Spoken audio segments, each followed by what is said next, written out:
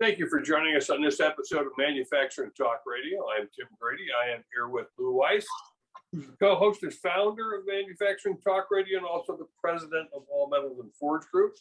If you're looking for industrial forgings, seamless rolled rings, custom forged shapes for any industrial uses or manufacturing machinery building, check out steelforge.com, STEELFORGE.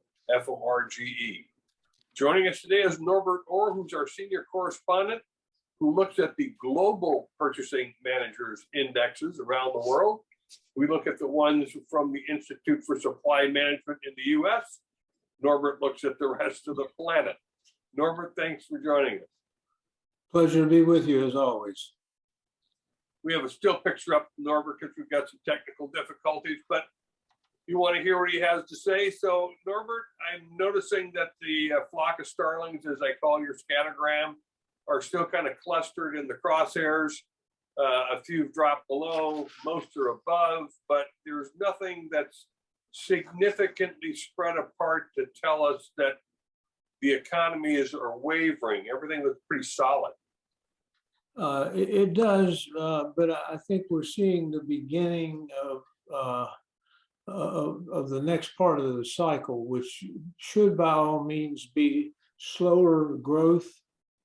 And if we look at both the January and December, we find that we had 9 countries reporting, or 9 surveys reporting expansion, but it's weakening.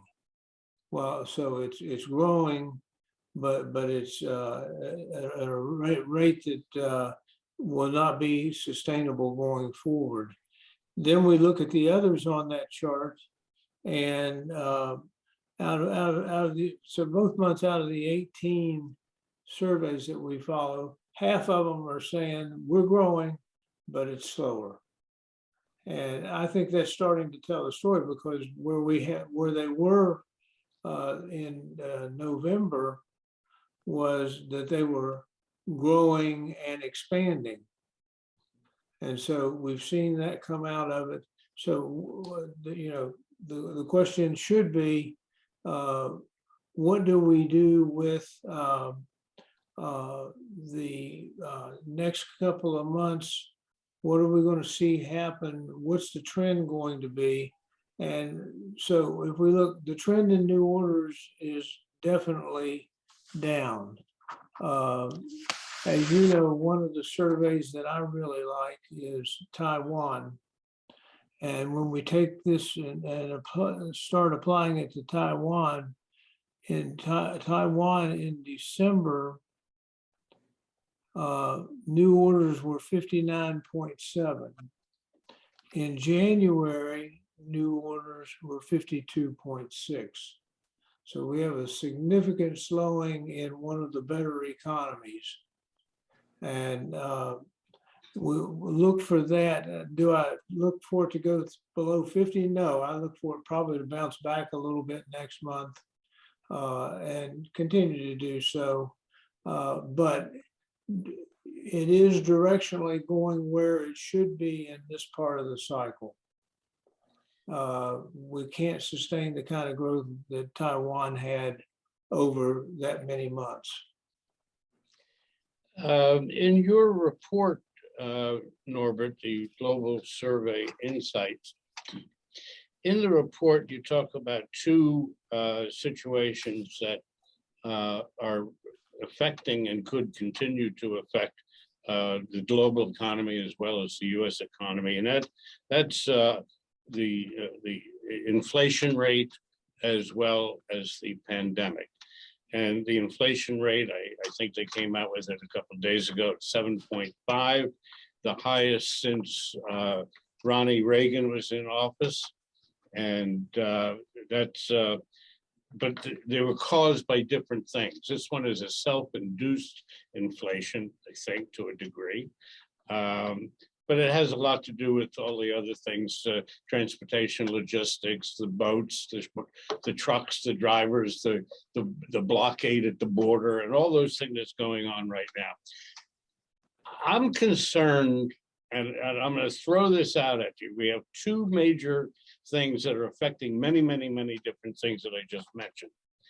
We have one that is looming in the not too distant future. And my question is, how do you feel it's going to affect the numbers? And that word is war. Well, obviously, anything of that type would have a big impact on the numbers. In the near term, you know, this piece was released on last Friday. In the near term, we got to come back and we got to add this Canadian trucker situation, because the Canadian government, in my opinion, has mishandled this about as badly. For those of us who have concerns about our administration, somebody's out there making them look pretty good with the way they want to try to treat the truckers. And I'm not sure that you know, right now somebody needs to say time out. Let's sit down, and I'm going to have a representation of the government, and we need somebody to represent the truckers, and we need to sit down and talk through this and figure out what we need to do. Let's save face for both parties, because we can't have this relationship. And I would make Trudeau get down on both knees and apologize. And that may not be enough. He's French, that's not going to happen. But you know what they could do? They could bring up some Brazilian negotiators and work out the problem. You know, looking through all of the complaints that the truckers have and so on, they've certainly got a number of things that I think they're right on target trying to defend themselves. You know, this could have been a union effort, but it doesn't have to be, because they have some are unionized, some are not, I believe, in Canada. So it's just they have put themselves in an almost unnegotiable position. And what we really need to do is get those truckers back to work. Forget war, forget employment, lack of jobs or whatever, or jobs that aren't being filled. Forget all those things. We've got our supply chains royally screwed up. And this past week, we started to see a little bit of daylight. And now this happens, and it couldn't happen at a worst possible time.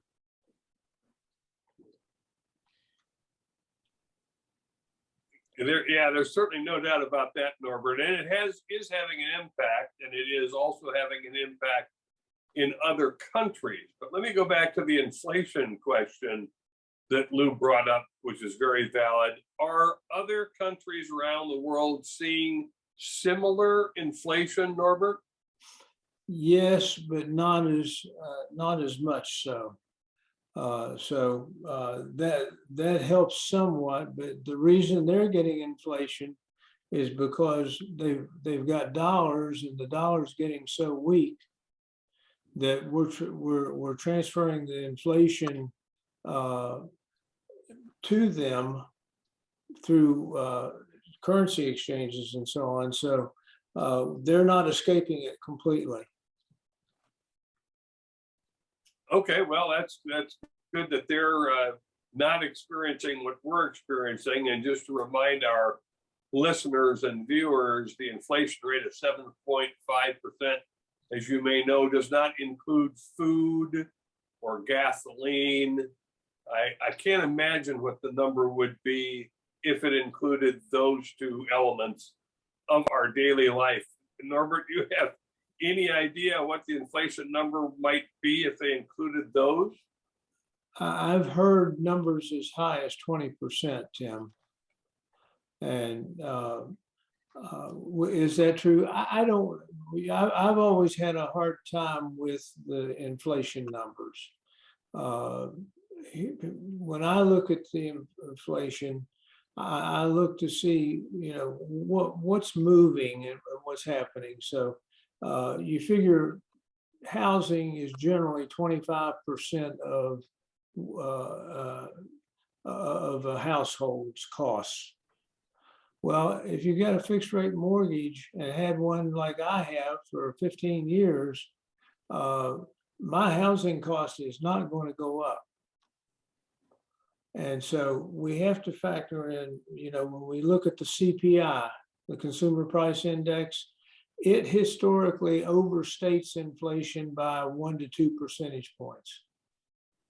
So when we take these and the way they develop these numbers, they say, well, what would a family of 4, what would it cost them? But it basically starts their world over every month.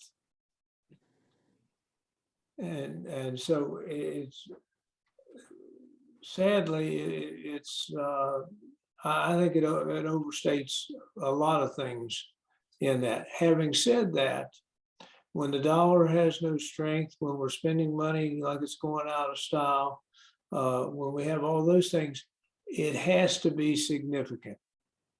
What level that is, I don't know, but it's certainly, if you go to the grocery store and you see what shelves aren't empty, have got new pricing on the on what's on the shelves. So it's inflation is a tax. So we passed up one tax. We sent checks out to people who nobody asked for those checks, but we sent them out because we thought that they were buying the election. And it turned out spitting in their face from that. So I'm worried about no good outcome that comes out of this if we shut down. And we are so tightly tied. I was looking at the Canadian economy. If you look at their indexes in January, it came in at 56.2. In February, it was 56.5, 57.2, 57.7, 57. It was a very good, solid. That's going to take the air out of that number, because not only are there no new orders, but they're not even thinking about new orders. They're thinking about how do they get more diesel fuel, while the government, they just have to have more in order to try to salvage that. There was a scene on the TV this morning where they were Ontario police. They weren't Mounties, but they had stopped a man took him out of the car. It turns out this guy is maybe 70 years old. And he's maybe 4'9". So you have these 2 huge police officers, both of them manhandling this guy to get him out of his car. And he wasn't even resisting. And when you have those types of situations, it's certainly no good outcome can come from that. Yeah, well, don't go to Minneapolis. It's as bad. Minneapolis, they just shoot and ask questions later. Yeah, unfortunately, we're seeing some, I'm going to call them what I think they are, Gestapo tactics from both sides at all levels. Recent reports are the Capitol Police beating an unconscious protester. They like to call them a Trump supporter. Now they're beating an unconscious person on the Capitol steps, and that was objectively okay. But it's just astonishing what's happening in this and other countries in terms of what I would call police Gestapo tactics. And it's not all departments. It's some isolated, ugly incidences. And you're right, Norbert, this kind of stuff on the news just inflames the public. We're not happy. So we're not happy with inflation. We're not happy with how the government is treating us. We're not happy with how the police or some police are behaving. And that sends some messages through the economy. But to get back to your report, I want to take a look at China because I know they've got some unrest. And their growth number for GDP was 4%. Lou and I have watched it for years, and they talk about, oh, we're 7, 8, 10, 16, 18% GDP. Big numbers. Are they in that big a slowdown, Norbert, in China? They are. You look at both China surveys and they're sitting around the midpoint. And they've been there for quite some time. You get a little improvement, not much, 4% inflation in an economy as big as China's is a real challenge for them to manage and for them to even understand what their percentage is. And that's the thing that concerns me, is that percentage goes up, and China doesn't seem to have to worry too much about that. And they're doing a lot of saber rattling right now and joining Russia in that. So we haven't even talked about North Korea. We haven't talked about China, Taiwan. We haven't talked about the opportunities that exist out there for chaos and longer term chaos too, because we've got supply products that, semiconductors. Taiwan is huge in semiconductors, and if their economy slows down, it gets hard to get it geared back up. And so, again, looking at the report, U.S. PMI manufacturing is still doing well. Whether it should be doing 56.7 or what the number was this month, whether it should be doing that or not, 57.6, my dyslexia shows up. But if that's holding up fine, services at 59.9, that's holding up fine. But I don't see how this can continue because we're already seeing new orders fall, production fall, employment. We're starting to see a little improvement in the employment number, and maybe that'll help with the future months. But it's a real challenge how to get through this. Norbert, I've seen, we've been talking now for years on Manufacturing Talk Radio, and I've been in the metals supply industry and forging industry for just about 60 years now. And there's always a reason why numbers go up or down repetitively within an economy. But right. I think right now, because of the pandemic, the significantly self-induced inflation, these bogus tariffs that we put on China, this pending possible war-like environment that we're in right now, they're controlling the numbers, but these are not the things that controlled the numbers prior. We're having a very unusual time period where the numbers are generating things different than we normally looked at. And I'll give you an example. when oil was $60, $70 a barrel, we would be selling forgings like crazy. Well, now it's, as of 2 days ago, oil was $92. I have never seen $92 in 30, 40 years. But no one's buying forgings. So how's that working? At $92 a barrel, they're pumping like crazy. They need replacement parts. Why are they not buying replacement parts? The 7.5% inflation. Why is that happening? This business with China, there are people out there saying, see, we put a tariff on them. And look, their economy is going down. Wrong. We put a tariff on the American public.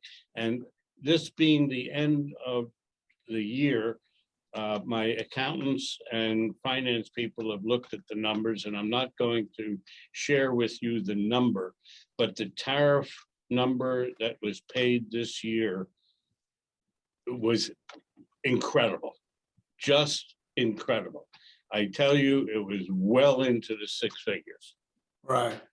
So now we have different things affecting the numbers, but the numbers aren't really telling a true story, not the way we remembered true stories.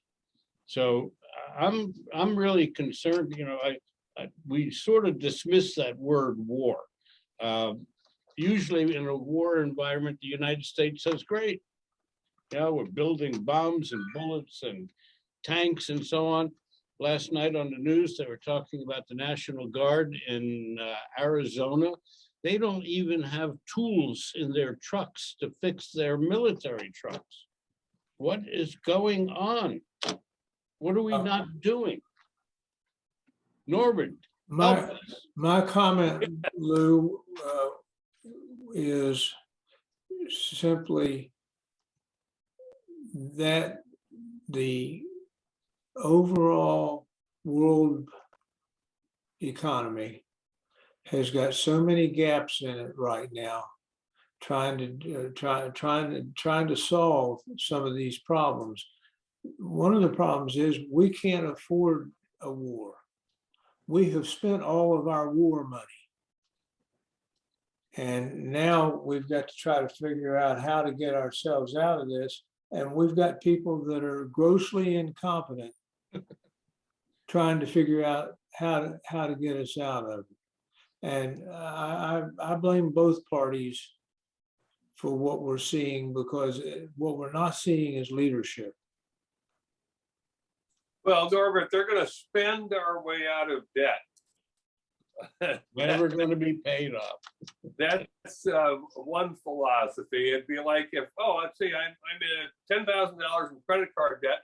I know how to get out of it. I'll open a couple of new credit cards to pay the other credit cards. It's the American way. Yeah, that's right. It's absolutely insane. So I guess what we're looking for, Norbert, as we kind of wrap up this segment is, you know, what cometh hence? We're hearing inflation. Somebody mumbled the recession word. We've got the war conversation out there. These are generally not good things. And everybody, we used to be talking about 2022 is going to be a good year, might even carry into 2023. I don't buy it, Norbert. No. Well, we're seeing some strong moves on the Democratic side, basically saying that we've made a mistake. Now we got to figure out what to do about it. And I'll leave it to you to figure out what the mistake, because there's so many mistakes that I'm not sure you could address, any of us could address all of them that we're living with. So I've not seen, Lou, you said $90 a barrel. 92. I worked for one of the paper companies that I'll leave nameless. And back in 2005, their top economic people, or at least that's how they were billed anyway. Their top economic people said, we will never see oil under $90 a barrel again. Right. How many And years ago was that? that's 15 years ago, but we're sure seeing it, and we're going to probably still see oil. I think I saw some interesting work this week where they're saying if we go with all of the electric cars, and because of the rare earth metals and what it takes to go into the batteries and everything else, they're saying basically we can't find enough rare earth metals to convert to electric cars. Well, we'll put another tariff on the Chinese rare earth metals that the American people have to pay, Right. so we won't have any rare earth metals. Let's hope. I wish I had more of a positive feeling that they're going to come to their senses. This is what Bill Clinton did. Is Bill Clinton came into office, screwed up everything, and then when he had to do something about it, he stole the other party's plan and implemented it. And so Bill Clinton turned out to be one of the great Republican presidents. Well, I don't think we're going to see that with this administration. I do remember many years ago, I was having a drink with former Mayor Ed Koch of New York City. And I said, Mayor, I really miss you as mayor of New York. And he said, they voted for what they wanted. Now they got what they got. It's that simple. That's it. We'll have to see how this pans out, Lou. I was going to just mention one other point. I was talking to a gentleman yesterday in California, and we were talking some of this economic stuff. And he's paying right now in California $5.10 for premium gasoline. Here in New Jersey, premium gas is about $3.50. How does that happen? How can it be $1.50 difference? Norbert? It's you're calling on me. Yeah, I'm good. Yeah, I figured you could answer. that's an easy one, Lou. Oh, good. It's simply they don't have any refineries in California. They've got to move product in from Utah and other locations because they don't have the ability to generate gasoline, diesel fuel, all the things that they need. And this has been going downhill for quite some time. I did a presentation for the Long Beach, LA port about 2 years ago. And they were then talking about the fact that they don't have enough electricity to generate to supply the docks with what they need.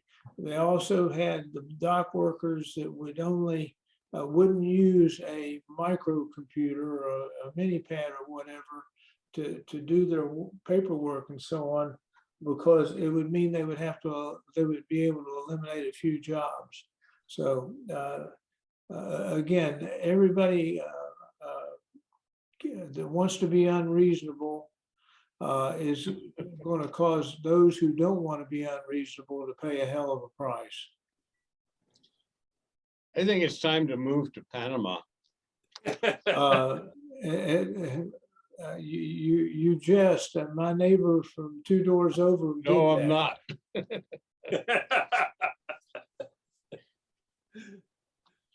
So your neighbor went to Panama? Yeah, she moved down there. She's single, lady in her 50s probably, and she wanted out. Well, again, I'm not joking. The money's worth. Costa Rica. Not even Costa Rica. Panama is now again rated the #1 expat country to live in. Right. And the dollar is worth 3 times as much there as it is here. And been there, Tim, you and I have been there a couple times. Panama, and I hope my wife is listening. Yeah, it's a pretty little country. Well, Norbert, we appreciate you joining us. Lou, to your point in California, I don't know if they have a fuel pipeline going from the Houston refinery area to California like they do to the Southeast and New Jersey, because they'd have to go under the Rocky Mountains and across the San Andreas Fault. So everything comes in by truck. All right, so why don't they just fix their water problem? They have more problems to fix than they got money to fix it, that's for sure. Norbert, thanks for joining us, guys. Appreciate you spurring on a lively conversation today.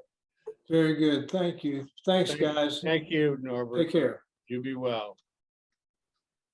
And so join us at jacketmediaco.com. You can find our podcasts there. You can find them on our YouTube channel as well. Follow us on Facebook and Twitter and LinkedIn. Also check out steelforge.com for those industrial forgings, especially you folks in the oil industry who are drilling and you need some replacement parts. We sold you the parts to begin with. So go to steelforge.com. And thanks for joining us on this episode of Manufacturing Talk Radio.